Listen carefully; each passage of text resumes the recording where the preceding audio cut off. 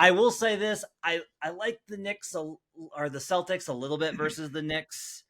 The Knicks, unfortunately, under Tibbs, like the whole thing on Tibbs teams is like they try so hard and they work so hard. Under Tibbs, the Knicks are 64% ATS on second nights of a back-to-back on Sega Babas. So I can't go there. Like I want to. I show value on the number.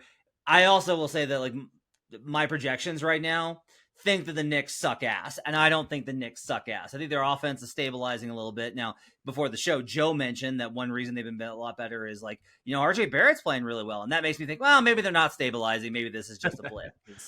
I don't think that that's going to hold, but in general, the Knicks defense is really good. This could be like a real grinded out game. We've seen the Celtics kind of like first game, right? Like Celtics kind of struggle with some of the offensive stuff that the Knicks are able to do defensively. So I'm going to stay away from it. Joe, you like Porzingis threes, 2.5 plus 140, or points, 18.5. Or I'm assuming you would like a same game parlay if things were to be there. What's your cap on Porzingis' scoring ability versus the Knicks? I mean, basically, it's funny because Mitchell Robinson talked about defending Wemby, and he did a great job the other day. And it was funny because he was like, it's like defending Porzingis. But ironically enough, like Wemby, he kind of just missed a lot of like good looks. I thought he kind of had, and those are shots that Porzingis, as a he's got a much more tenured career, and he's been a great offensive player, and he's kind of taken advantage of those opportunities against the Knicks even this year and over the past couple of years. Over these last 4 games against the Knicks, he's made 5, 4, and 4 threes, including the opener this season. And he gets a lot of good looks. And I think in part it's because he's able to stretch Mitchell Robinson out onto the perimeter. And that's just a much tougher assignment for Robinson than, he's typically handled or tasked with handling. So I like Porzingis to do that. I think that it's one of those spots where he likes the challenge of kind of playing against the Knicks, because I feel like there is like a good amount of like bad blood, obviously, with the way, he was traded away from New York based on like some of the requests and stuff, but he always kind of shows up and performs well in New York. So I was saying you could take either the points or the threes because it has relatively the same hit rate.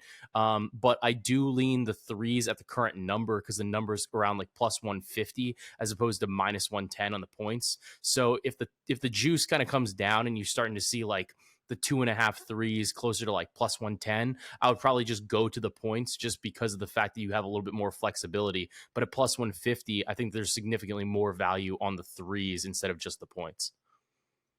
If Porzingis scores over 19 points and hits more than hits 3 or more threes, what are the odds of the Knicks win this game? Probably. I don't know if it necessarily matters like too much, because obviously like it means that Porzingis has historically played pretty well against the Knicks. Plus like the number that we're looking at is what, like plus 8.5.